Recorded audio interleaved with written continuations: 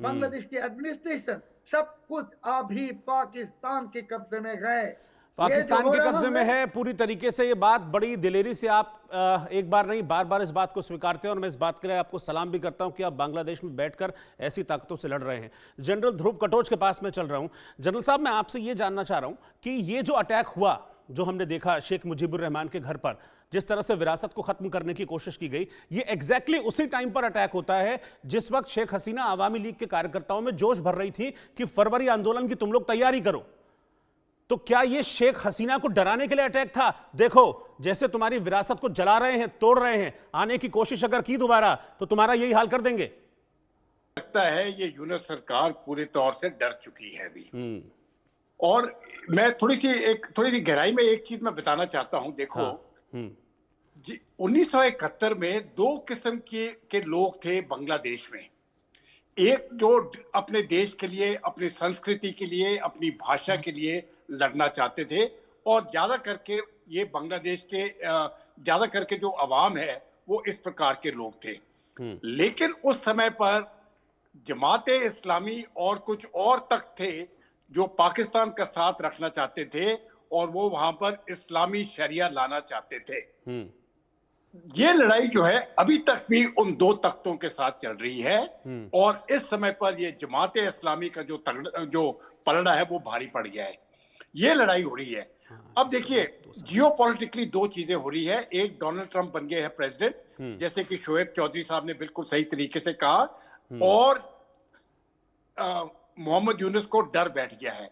और दूसरा, भारत के प्रधानमंत्री इसी हफ्ते में अमेरिका जाने वाले हैं। कुछ ही दिनों में वो अमेरिका पहुंच जाएंगे। अभी ये दो चीजें जो है ये उनको जियोपॉलिटिकली डरा रही है। और इसके साथ ही शेख हसीना ने अभी ऐलान कर दिया कि देखिए, अवामी लीग मरी नहीं है, अवामी लीग के पास अभी ताकत है, आप अपना हक वापस लीजिए। तो मुझे लगता है ये जो दो फोर्सेस की बात जो कर रहा हूं, जो दो तख्त है, एक डेमोक्रेसी की तरफ है और दूसरा जो इस्लामी देश चाहते हैं उनकी तरफ है। और ये जो इस्लामी देश चाहते हैं, ये बांग्लादेश की जो कल्चर है, जो भाषा है, जो सोसाइटी है, उसको पूरी तरह से खत्म करना चाहते हैं और उसकी जगह एक इस्लामिक देश खड़ा करना चाहते हैं at the expense of their culture and their language। ये लड़ाई मुझे लगता है अंदरूनी इनकी बीच में चलेगी, और ये अवामी लीग के लोग जो हैं वो उठ के खड़े होके इसको पूरी तरह से लड़ेंगे और जीत उनकी होगी। डोनाल्ड ट्रंप की तरफ से और भारत की तरफ से उनको पूरा सपोर्ट होगा। और मैं ये कहता हूं, बीएनपी जो पार्टी है, वो भी अभी डेमोक्रेटिक की तरफ चले जाएगी, वो इन आशंकाओं के साथ नहीं रहेगी। तो आप आने वाले दिनों में देखिए, ये जो बेसिक फिजर है सोसाइटी का, और ये बहुत डीप फिजर है, और ये लड़ाई अभी की नहीं है, ये 1971 से चली जा रही है, जबकि बंगबंधु ने और मैं कहता हूं बांग्लादेश की अवाम ने सबसे ज्यादा, मैं कहूंगा, जीत उनकी थी। लेकिन वो ताकतें खत्म नहीं हुई, वो ताकतें अभी तक भी चल रही हैं और मजबूत हो चुकी है, उनको कई जगह से और सपोर्ट मिल रहा है। तो आगे वाली लड़ाई जो है ये इन दो ताकतों के बीच में होगी, और भारत को इनका सपोर्ट, भारत को डेमोक्रेसी का साथ देने की आवश्यकता है। ठीक है, मैं अगले दो मेहमानों के पास चलूं उससे पहले दो सवाल और हैं सर्वे के। उन सवालों को मैं बताता हूं, उनके नतीजे बताता हूं, फिर मैं अपने मेहमानों के पास चलूंगा। मेरा सर्वे का जो अगला सवाल था वो यहां पर आएगा फिर से इस बड़ी वॉल पर। और सर्वे का अगला सवाल जो था वो मेरा ये था कि बांग्लादेश के सूचना प्रसारण मंत्री हैं नाहिद इस्लाम, वो कह रहे हैं कि अगर शेख हसीना भारत में बैठकर राजनीति करती हैं तो जिम्मेदार उसका भारत होगा। क्या ये गीदड़ भपकी है?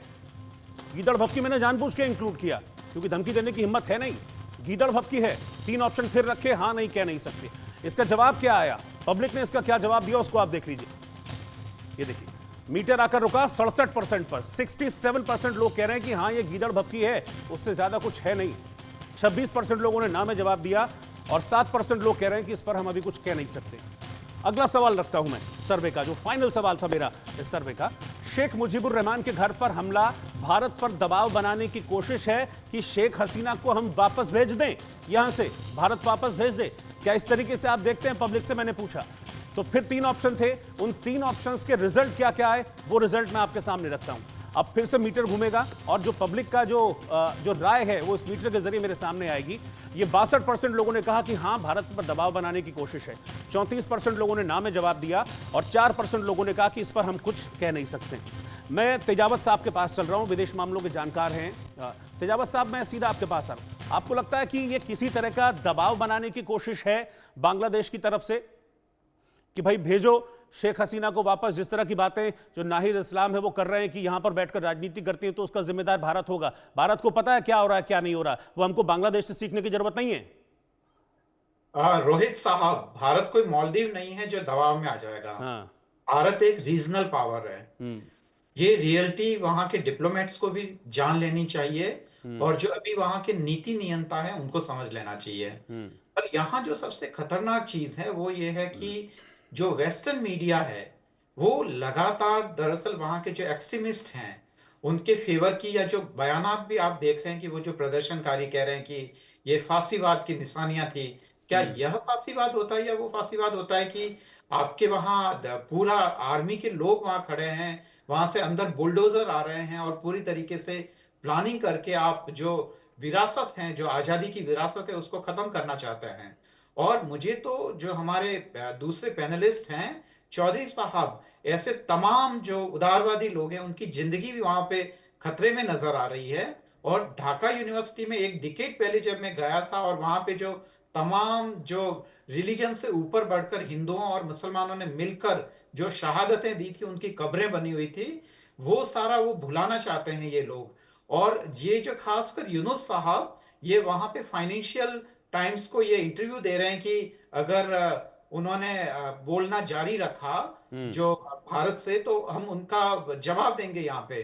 और वहां का मीडिया उसको पब्लिश कर रहा है। क्या ये फांसीवाद है जहां आप एक जो आप किसी को बोलने से रोक रहे हैं, वहां की आवाम को उनसे जो कनेक्ट करने से रोक रहे हैं, यह फांसीवाद होता है? आप किसी को विचार अभिव्यक्ति के नाम पर जो रोक रहे हैं वह फांसीवाद होता है?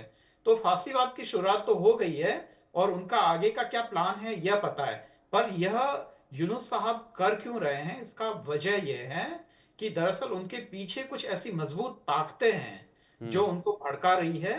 और चीन यहाँ भले ही सीधे सीधे सामने नहीं आ पा रहा है, पर उसका काफी मैंने कई बार बताया कि वहां पे इन्वेस्टमेंट भी काफी किया है, इस बीच में तेजी से किया है।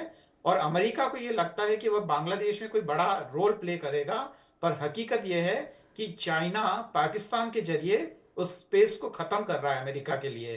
तो ट्रंप साहब को अभी भारत के साथ मिलकर इसका कोई सही समाधान ढूंढना चाहिए। रोहित साहब। बिल्कुल, मैं जैद अनवर साहब आपके पास मैं यहां पर आ रहा हूं। बुलडोजर चलाकर, आग लगाकर, लोगों को भेज के तुड़वाकर क्या बांग्लादेश का इतिहास मिटा पाएंगे यूनुस? क्या बांग्लादेश के संघर्ष जो लोगों के दिलों में बसा है, बांग्लादेशियों के, क्या उस संघर्ष को दिलों से निकाल पाएंगे यूनुस? क्योंकि कोशिश तो वो यही कर रहे हैं। देखिए, कतरा जब समुद्र में जाके मिलता है ना, तो वो समुद्र के लहजे में बात करता है। कतरा की औकात कुछ नहीं होती है, बस जब समुद्र से वो मिल जाता है तो वो पूरे समुद्र में समा के वो समुद्र के लहजे में बात करता है। ये एक जहन होता है। अभी बात आई है कि शेख यूनुस साहब, गुज़िश्ता रात जो ये माहौल पूरा बना है, कहीं ना कहीं एक जो मच्योर लोग हैं, मैं ये अल्फाज इसलिए पर नौजवानों पे नहीं जाऊंगा क्योंकि बबल्स होता है उनके पास, स्टूडेंट है, बबल्स है, निकल गए, एक ने डंडा लिया, एक ने हथौड़ी लिया, एक ने बुलडोजर लिया, एक ये छोटे से ग्रुप्स हैं वैसे में जो जुड़ते जुड़ते बड़े हो जा रहे हैं। मगर हकीकत में आप टोटल जो ओवरसीज बांग्लादेशीज हैं, जो बांग्लादेशी एक मशहूर बांग्लादेशीज हैं, जो फैमिली है, उन तमाम से जब आप गुफ्तगू करिएगा, मालूम करिएगा, तो कहीं ना कहीं बांग्लादेश इतनी तेजी से जो आगे जा रहा था, हिंदुस्तान की जीडीपी से अच्छा जीडीपी बांग्लादेश का था शेख हसीना साहिबा के दौरान, मगर जो वो 50 साल अभी पीछे जा चुका है। तो ये कहीं ना कहीं लैंड की लड़ाई है। जब इंटरनेशनल जियो पॉलिटिक्स में आप आइएगा, आज देखिए डोनाल्ड ट्रंप साहब ने इसराइल के साथ मिलकर एक बयान दिया कि मैं गाजा को लेना चाहता हूँ। ठीक है, ठीक। और पूरे मिडिल ईस्ट में, पूरे खाड़ी में तमाम के तमाम मिडिल ईस्ट खड़े हो गए, तमाम के तमाम जितने भी अरब से सब खड़े होकर बोलते हैं ये गलत है। समझ में आया? तो अमेरिकन कहीं ना कहीं जो चीन की बात कर रहे हैं, चीन आज से 2 साल कबल अपना इन्वेस्टमेंट रोक चुका था। मैं ये नॉलेज में देना चाहता हूँ, जिस तेजी से वो इन्वेस्ट कर रहा था, फॉरेन इन्वेस्टमेंट करता, वो रोक चुका था। उसके इंटेलिजेंस के पास एक नॉलेज था कि सेंट पीटर एक जो लैंड है इनका बांग्लादेश का, ये तमाम लड़ाई जाके यहीं रुकेगी, नहीं तो कहीं ना कहीं एक बेस चाहिए अमेरिका को इस जगह पे, क्योंकि कि अमेरिका यहाँ से बेस के चीन के साथ लड़ सकता है। कल इंडिया अगर अमेरिका से कहीं ना कहीं, अभी लड़ाई हुई थी यूक्रेन और रशिया की, इंडिया ने तेल लेना बंद नहीं किया रशिया से, अमेरिका कुछ नहीं कर पाया। जो हमने पॉलिसी अख्तियार की, चाहे मोदी साहब की हुकूमत, कहीं ना कहीं फॉरेन पॉलिसी में इनका ये था कि वो आपसे हमारा उनसे कोई मतलब नहीं, उन्होंने पूरे यूरोप जब ले सकता तो इंडिया क्यों नहीं ले सकता। तो ये तमाम चीज कहीं ना कहीं इंडिया को जो बार बार ये नेगेटिव तरह से पेश करते हैं शेख यूनुस इनके कठपुतली है अमेरिका के। जितने ब्यूरोक्रेट्स वहां बैठे होते हैं, कोई भी मुल्क में एक सरकार जब बनती है तो ब्यूरोक्रेट्स के मशवरे से बनती है, ये दिमाग में रखिएगा। मैं ये बात इसलिए करना चाह रहा हूँ कि उनका इंटरफेयर होता है, फाइनेंशियली होता है, मीडिया के थ्रू होता है, चाहे तमाम जितने भी वेपन है वो तमाम के तमाम इस्तेमाल करके एक सरकार बनती है आने से पहले। चाहे शेख हसीना साहिबा जब वापस आई थी तो कहीं ना कहीं ऑस्ट्रेलियन ब्यूरोक्रेट्स जो तमाम जो ये थे अमेरिकन जो थे, तमाम ने इनको लेकर आए थे, मगर जब उनको इस्तेमाल करने मांगा, मगर ये इस तरह की औरत थी, उन्होंने वो तमाम चीज को एक्सेप्ट नहीं किया। अब आते हैं कि बांग्लादेश अभी कहाँ जाके रुकेगा। तो इनके पास एक डर है कि अगर ये अभी एक आंदोलन अगर शेख हसीना साहिबा का एक भी आंदोलन अगर जमीन पे आ गया और लोग बाहर निकल गए तो शेख यूनुस का वजूद नहीं बचेगा।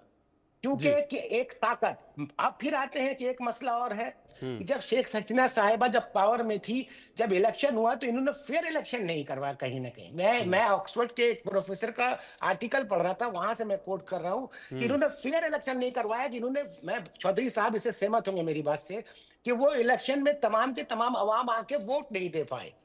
तो उससे एक ऐसा गुस्सा होता है अवाम के अंदर। देखिए, अवाम जितनी खामोश रहे मगर उसकी पूरी संविधान पूरी ताकत एक उंगली पे उसको देता है। वो एक दिन जाके अपना तमाम गुस्सा, तमाम खुशी, तमाम ताकत एक आदमी को वो देता है जिसे वोट कहते हैं।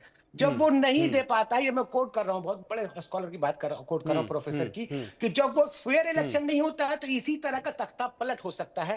अभी अगर इन बांग्लादेश फेयर इलेक्शन की तरफ जाएगा तो शेख हसीना मेजोरिटी में आएंगी, क्योंकि अवाम जान चुका है कि मुल्क पीछे जा रहा है। यही मगर कुछ जो है मोहम्मद यूनुस नहीं चाहते कि शेख हसीना वापस आए, मेजॉरिटी में आए, उनका राज चला जाए। आप सभी का बहुत बहुत शुक्रिया मेरे साथ जुड़ने के लिए।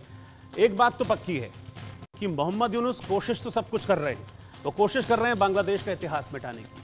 मोहम्मद यूनुस कोशिश कर रहे हैं कि बांग्लादेश के लोगों ने जो अपनी जान दी, जो संघर्ष किया, उसको मिटाने की, भारत का जो रोल रहा उसको खत्म करने की, भारत और बांग्लादेश की दोस्ती का इतिहास मिटाने की। लेकिन ये सब कुछ नहीं मिटेगा। मिटेगा तो सिर्फ एक चीज, दी एंड होगा तो सिर्फ एक चीज का, और वो होगा